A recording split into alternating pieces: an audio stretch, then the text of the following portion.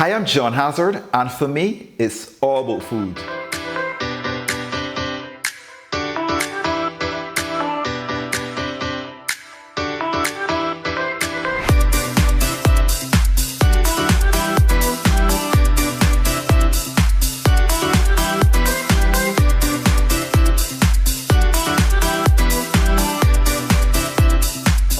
Day number 6 of building our starter, and today is really another day of feeding the starter, and we have one more day, which is tomorrow, which will be day number 7. So let's get right to it. Again, I have my container, and the recipe today is very simple. It's going to be 50 grams of the starter, which we had out on the table for 24 hours. Another 50 grams of the Stone Ground Rye Flour, 50 grams of the all-purpose flour, and again, the same quantity of flour to water, so 100 grams of water. So we're gonna go ahead and turn our scale on as we usually do. And we're gonna zero this. And again, as I said yesterday, it's good to have 2 containers. So as you can see, this is really, it's really active. And it smells very fermented as well too. So it's really developing well. And I took a photograph last night, and the starter when we made it was about down here.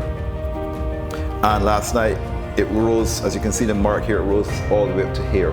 So the starter is very active. So let's go ahead and put 50 grams of this starter in here. And again, we are on day number 6 of building a starter from scratch. Okay, good. So it's a process, but if you have a little patience, you'll be okay. Let's take off a bit. I'm at 52 grams, but I want to get it to 50 grams. Here we go. So we're at 50 grams right there. Next, we're going to take now our rye flour. Again, we zero our scale. And we're going to put 50 grams of flour in here now. Let's get this in here. That's 17, 30, 43, almost. Oh, 49, we just need a little smidget, 50 grams, great. So that's the 50 grams of the rye flour. And now we're gonna put 50 grams of the all-purpose flour. Again, zero the scale, and we go right into here with the flour. Just take off a little bit. I went a bit too fast, and I went over the 50 mark. Good, we are at the 50 mark. Good, so that's the flour's in, the starter's in. Now we're gonna put in the water. Again, we zero the scale, grab the water,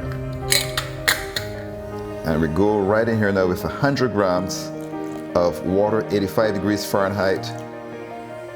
Water goes into here. Just a little bit more. There we go, 100, perfect. That was a fluke. It doesn't always happen that way.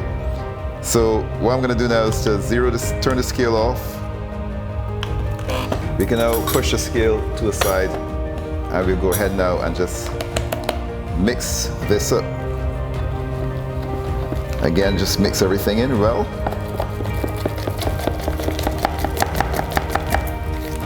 And I'm very pleased with how this is happening. So this here now, as I can see, it's really rising and falling. That's what you want to see.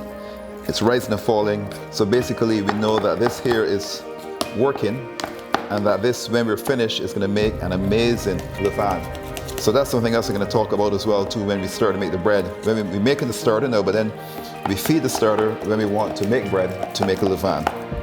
But this is looking great. So I tend to get the spoon all in the corners and really try to get all the flours incorporated well into the water. That's what I try to do. But this is really well, looking really good. Good, so that's really well incorporated. Good, so just take off some of that, get everything inside there. Okay, good. So that's it. So that is our starter on day number 6, made again. Again, it was 50 grams of starter from yesterday, which was left out for 24 hours, and it really rose. It fermented well and rose. It was 50 grams of the rye flour, 50 grams of all-purpose flour, and 100 grams of water, which is around 85 degrees Fahrenheit. You can also use a thermometer. Many times we use a thermometer in the bakery to test our water temperature. It's very, very important to test your temperature. So there you have it.